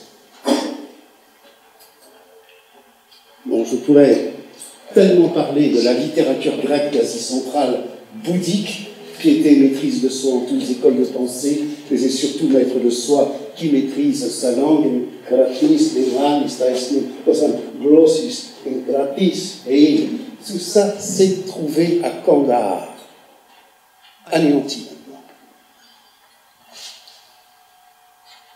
Comme ici, les édits du roi indien Kanishka, trouvés en Afghanistan, écrits en grec aussi bien qu'en langues indiennes, et aussi donna-t-il l'ordre de s'abstenir de tuer les êtres vivants et s'efforça-t-il d'observer la piété, c'est-à-dire le bouddhisme tel qu'il est reçu par les populations hellénisées d'Asie centrale. Le bouddhisme a pénétré beaucoup plus loin vers l'Occident qu'on se l'imagine ordinairement. Ce sont les adaptations faites par les populations de langue iranienne d'Asie centrale de l'alphabet grec pour leur propre langue. Là, c'est, par exemple, Bozor, grand, Shor et Ozorda, c'est-à-dire noble, empereur, roi des rois. Alors, pour revenir à cet archétype dont nous avions parlé, la rencontre d'Alexandre et Diogène, voici ce qu'en fait les Ennemis, la rencontre d'Alexandre avec les sages de l'Inde, ici peint par un maître indien du XVIIe siècle, Alexandre représenté comme un grand moghol, avec les sages de l'Inde, et ici l'adaptation nizamienne. Alors, historiquement, quand Alexandre est arrivé à Taxila, qui se trouve aujourd'hui au Pakistan, le roi indien local, qui a fait alliance avec lui a désigné des sages qui habitaient en dehors de la ville, nus, vivant sous le soleil sur des pierres, et que les rois eux-mêmes vénéraient et leur posaient des questions de règlement, de gouvernement et de bonne conduite. Alexandre veut rencontrer ces sages, il les rencontre, et l'un des sages dira à Alexandre à travers les interprètes: « Tu as conquis le monde, tu as conquis la terre, mais tu n'emporteras de la terre qu'assez de terre pour recouvrir ta tombe. » Et Alexandre prévaudra sur un de ces sages, que les Grecs appellent des gymnosophistes, des sages nus, les yogis, de l'accompagner dans son chemin d'Occident. Dans la version de Nizami, vous avez une fusion de l'histoire de Diogène à Corinthe avec la rencontre avec les yogis de Taxila. D'ailleurs, les historiens grecs eux-mêmes racontent les deux histoires, si j'ose dire, sur la même page. Plutarque dit, quand Alexandre rencontra les gymnosophistes de l'Inde, cela rappela aux membres de sa suite sa rencontre avec Diogène. Comme si ce que je soupçonne fortement, l'histoire de Diogène, soit une hellénisation de l'histoire de la rencontre d'Alexandre et du sage. Ici, dans cette version qui représente la vision de Nézami par un des plus grands miniaturistes de l'Orient musulman, Bézode, peint en 1494, je vous invite à découvrir une cosmologie entière. Selon le texte de Nézami, Alexandre serait arrivé dans les montagnes, le fameux Caucase qui entoure le monde, devant une citadelle tenue par des personnages monstrueux, des véritables voleurs de branchemins qui pillaient, rançonnaient toutes les caravanes qui passaient. Alexandre représenté ici sous les traits barbus du sultan de Hérat à l'époque, en 1494, a essayé de prendre cette ville avec des catapultes et avec des mangonneaux, des machines de siège de l'époque, rien n'y a fait. À la fin, on raconte à Alexandre que dans la montagne, il y a un sage dont le pagne est fait d'herbe, qui ne se nourrit que de la charité des passants. C'est un ermite, il vit dans une grotte, mais peut-être peut-il vous aider. Les officiers d'Alexandre rient, mais comment est-ce qu'un sage nu, un vieillard qui vit dans une grotte, peut nous aider à prendre une ville que nos catapultes et nos machines de siège n'ont pas pu prendre? Mais Alexandre veut absolument y aller. Il part dans la montagne. Nous sommes de nuit, comme l'indique cette lune, et la torche du garde. Sinon, dans la peinture de Bézode, tout est comme en plein jour. Je vous signale que vous n'aurez jamais vu une lune comme ça dans un vrai ciel. Dans un vrai ciel, le croissant de lune a les pointes vers le haut. Ici, le croissant de lune est une référence au sage et aussi à l'arbre de vie qui se penche au-dessus du sage et déverse sa vénération sur lui en répandant ses feuilles. Feuilles multicolores parce que l'arbre de vie, en soufisme, est symbolisé par un platane automnal pour bien montrer la multiplicité multicolore du monde. Donc l'arbre se penche et Alexandre voit, comme dit le texte, une lumière dans la nuit. Il s'agenouille devant le sage et le sage lui dit « Puisque tu as reconnu que toi, tu es le roi du jour, mais moi je suis le roi de la nuit. Toi, tu es le maître de ce bas monde, mais moi je suis le maître du monde des songes et des visions. Je t'accorde la victoire. » Et le sage lève les bras et la foudre tombe sur le château, ouvre une immense brèche dans une muraille et les voleurs terrifiés se soumettent à Alexandre le lendemain. Et Alexandre relève la ville avec une magnificence accrue. Si j'insiste sur cette image, c'est parce qu'elle représente tout autant une cérémonie qui avait fini par se répandre dans tout le monde islamique d'Orient, une fois par semaine, jeudi, donc le soir, la veille de vendredi. Le sultan régnant quittait son palais, allait dans la montagne et très ostensiblement s'agenouillait devant l'homme le plus misérable du royaume, celui qui a renoncé à tout, le mendiant de porte en porte, Darwesh, le derviche. Il s'agenouille devant lui et tourne le dos ostensiblement à son magnifique château et à ses trois officiers qui représentent non seulement des membres de sa cour, mais respectivement la faculté de la colère, avec son épée rentrée dans la gaine, la faculté de la fantaisie illusoire de ce bas monde, avec son arc, et ici, la faculté de la concupiscence qui nous permet de nous reproduire. Ces trois facultés accompagnent l'âme humaine, sauf quand elle leur fausse compagnie dans les songes où l'âme se détache du corps.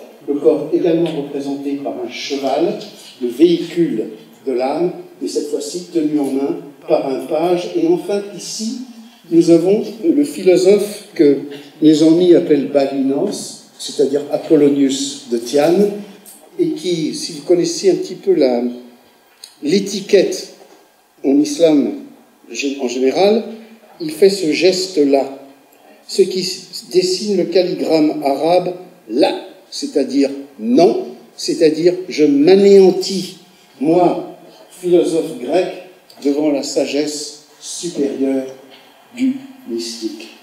Cette image faite par Bézade a été reprise comme modèle par une foule de peintres. Vous en voyez une variante ici, mais vous retrouvez ces mêmes thèmes constamment, et elles expriment ce qui a été l'équilibre trouvé dans la société islamique qui, comme je l'ai dit, pas moins que l'Empire romain ou que les empires hellénistiques, a été un despotisme militaire féroce, mais où le sage, devenu porte-parole d'une population entière, pouvait dire au sultan « Attention, songe au bien de ton âme, attention à ce que tu fais ».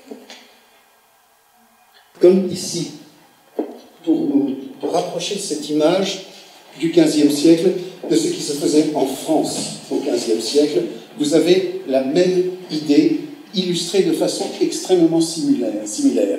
Ici, le peintre a représenté ce château comme étant le propre château à Hérat du sultan Hussein, où il y a marqué une citation coranique. Moi, j'ai adoré représenter ça devant des talibans et devant des émissaires saoudiens.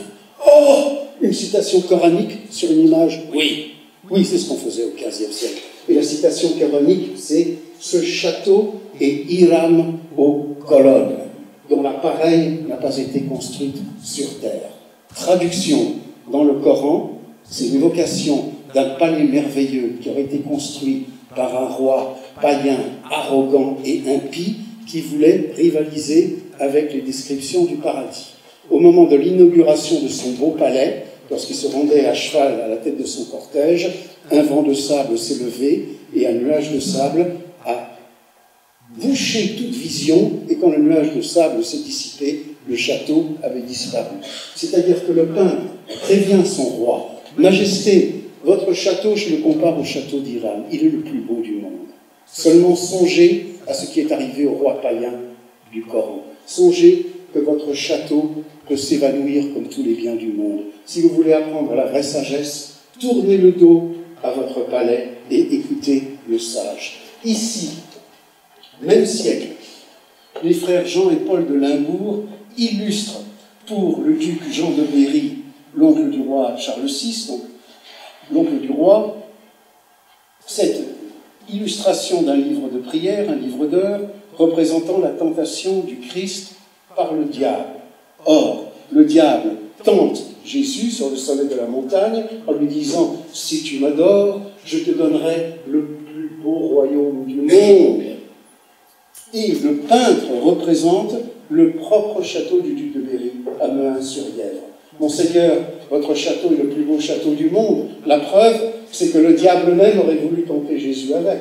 Seulement, songez au salut de votre âme. Je vous flatte, mais en même temps, je vous fais un petit sermon. Et le sermon est très proche. C'est un des multiples rapprochements que nous pourrions suggérer dans des expositions.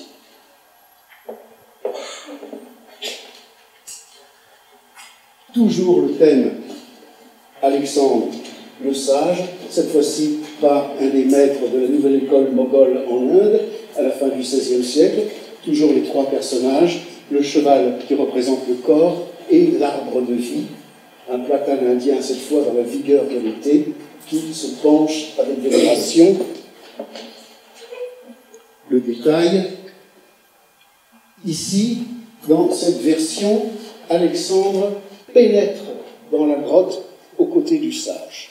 Ça veut dire qu'il est entré dans l'autre monde, comme nous le savons par ce chien ici, qui croise les pattes et qui signifie que c'est le chien de la 18e sourate du Coran, celle où Alexandre est mentionné.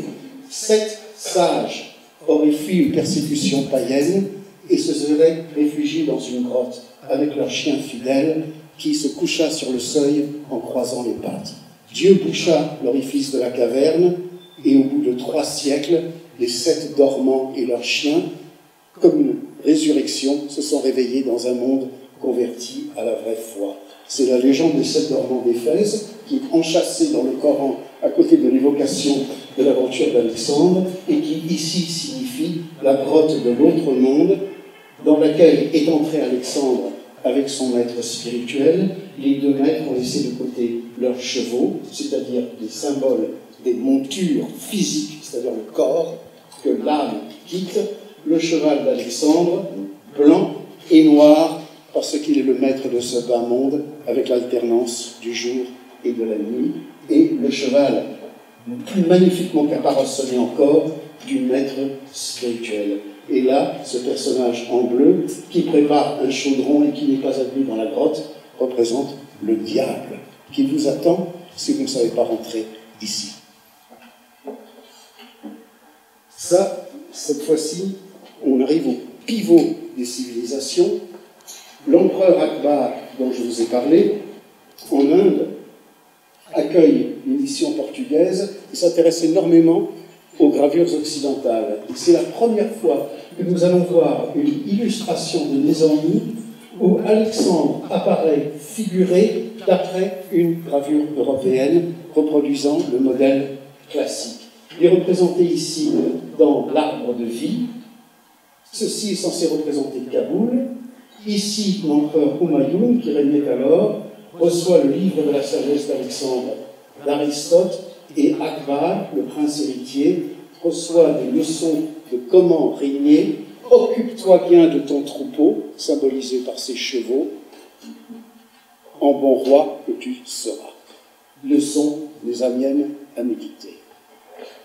Je vais peut-être passer quelques images parce qu'il y en a tant, c'est le même motif, et je vais arriver ici à l'encyclopédie, qui est le roman d'Alexandre de Nézami.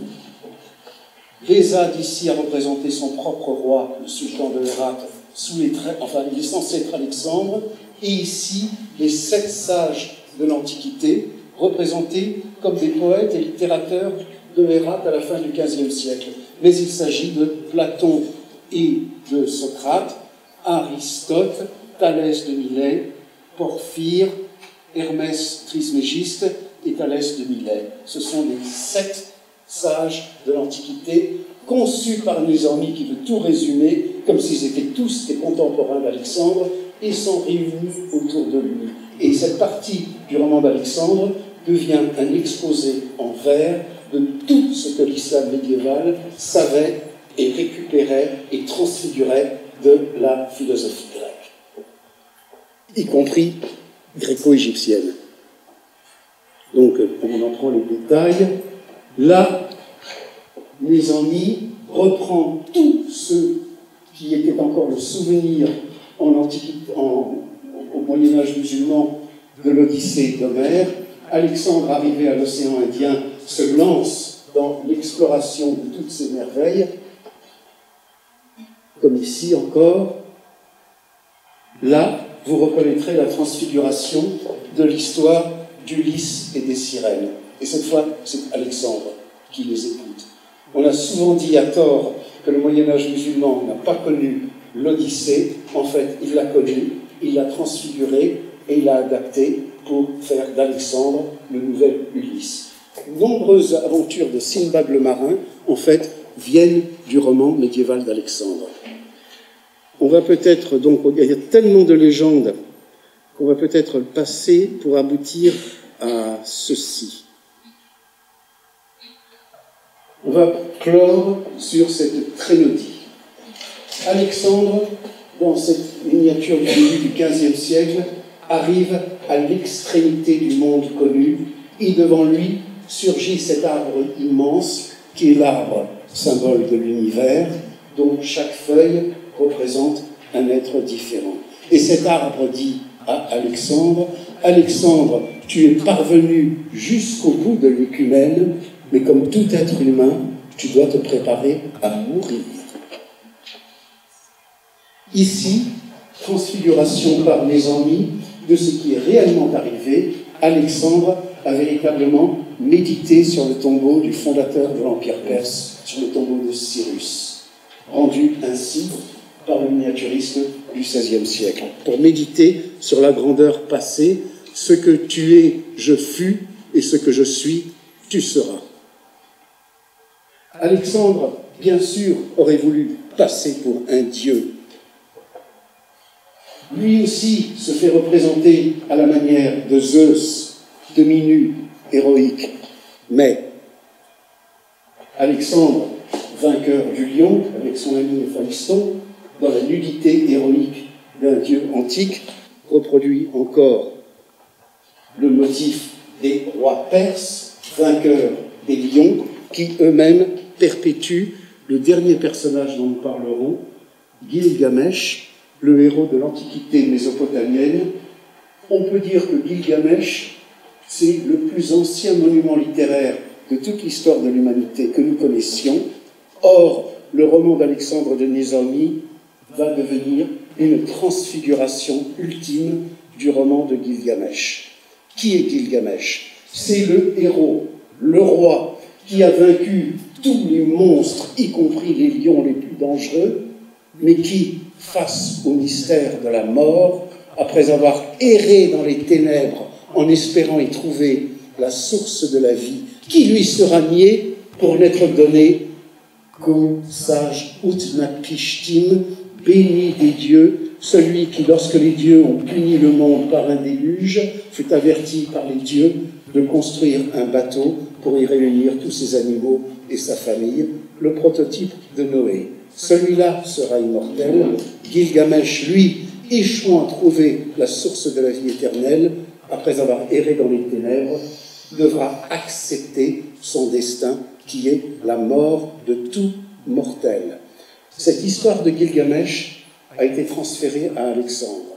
De même que nous l'avons vu à Jérusalem ou en Égypte, se parer des attributs d'un roi d'Israël ou d'un pharaon égyptien, ou même, nous l'avons vu en Asie centrale, comme gardien du Bouddha, à Babylone, et on voit très bien que la légende de Gilgamesh a été transférée à Alexandre, et c'est Alexandre qui va devenir le héros de l'épopée avec laquelle Nézami clôt son immense encyclopédie de l'errance de l'âme. Alexandre va errer dans les ténèbres et n'aura pas le droit d'y trouver la source de la vie. C'est la transfiguration de la légende de Gilgamesh. Là, dans une version du XVe siècle, de la légende telle que la raconte Nézami, Alexandre erre dans les ténèbres, il va sortir des ténèbres, il y a un page avec une torche, mais dans les ténèbres, deux personnages ont trouvé la source de la vie, la transfiguration islamique d'Utnapishtim, le personnage qu'on appelle le verdoyant, Khrézr, et son compagnon Élie, le prophète juif, Élias. Élie et Khrézr portaient dans le désert, dans les ténèbres, un panier de provisions avec du poisson séché, et l'un d'eux a trébuché sur une pierre, ces poissons sont tombés dans cette source et ont ressuscité, symbole de la résurrection de l'âme. Et depuis lors, en imaginaire islamique, Khrézr, ancien Utnapishtim, et Élie, ensemble, veillent sur la source de la vie, tandis qu'Alexandre est condamné à ne jamais la trouver. Ici, toujours l'illustration du roman d'Alexandre de Nézami, fin du XVe siècle, Élie et Khrézr, leurs deux montures, le cheval du supérieur, Khrézr, la mule de celui qui est un peu inférieur, Élie. Élie porte le bleu du deuil, mon âme est séparée de mon Dieu, et ici, Khrézr, comme le Jésus des représentations byzantines, porte une double robe, il a un caftan marron, l'écorce extérieure, la peau mortelle, à l'intérieur, sa tunique est verte, l'immortalité de l'âme. Et les poissons, symbole de leurs âmes, ont ressuscité. Ce motif revient constamment en art islamique. Comme ici, par exemple. Là, Alexandre, lui, doit mourir, et les peintres du XVe et du XVIe siècle vont déverser leur talent pour montrer la tragédie qu'est la mort d'Alexandre. En symbolique soufie, Khizr, que nous venons de voir, symbolise la partie immortelle de notre âme.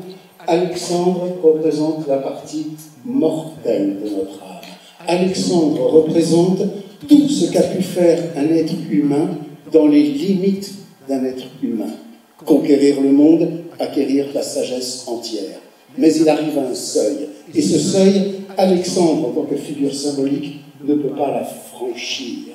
Seul Khizr, Utnapishtim, l'immortel, lui, peut la franchir. Tous les rois de l'Orient médiéval se sont fait recopier l'aventure d'Alexandre, particulièrement le roman de Nizami, comme un avertissement. Majesté, vous pouvez vous targuer d'être un nouvel Alexandre, il y a une sagesse supérieure. Si vous voulez sauver votre âme, il faut laisser de côté votre aspect Alexandre pour devenir Khizr. Donc voici une version de la fin du XVIe siècle. L'arbre de vie lui-même participe au cri de douleur. Ceux d'entre vous qui lisez l'arabe, rassurez-vous, ce n'est pas à l'envers, c'est l'encre qui est passée à travers et le texte était de l'autre côté. Le détail, ici une peinture ouzbek du milieu du XVIe siècle, les funérailles d'Alexandre avec Aristote qui pleure, la mère d'Alexandre qui pleure, et ici, si vous regardez bien, je crois que vous voyez le détail, il y a une main qui pend. Quand je vous disais au tout début de cet exposé combien le Moyen-Âge islamique va absorber tout ce qui était de l'héritage romain pour le cristalliser autour de la figure grecque d'Alexandre, c'est comme cette anecdote, ce dont Suétone, quand Jules César assassiné fut porté sur les épaules d'Antoine et de ses amis au Forum, une main pendait du brancard. Et les philosophes du temps n'ont pas manqué de dire « cette main qui avait saisi le monde, maintenant elle pend inerte » et la légende nizamienne transfère ce motif à Alexandre le Grand. Donc voici la main qui avait tout tenu et qui maintenant ne tient plus à rien. Très très belle peinture du tout début du XIVe siècle. L'influence chinoise sur le monde azerbaïdjanais de Tabriz était très puissante, avec un expressionnisme extraordinaire. Aristote en pleurs, et la mère d'Alexandre, avec ses cheveux gris, qui se jette sur son cercueil. Ni la philosophie d'Aristote, ni l'amour maternel n'ont pu empêcher Alexandre de passer de cette vie à l'autre. Et donc, nous avons cette ultime image. Alexandre, tel qu'il a été vu par les bouddhistes d'Asie centrale, Alexandre, tel qu'il a été vu par le peintre des Alpes pour illustrer Nézami, c'est une transfiguration close par cette rosette qui illustrait pour l'empereur Akbar et mettait un terme à son roman d'Alexandre peint en 1595. Merci.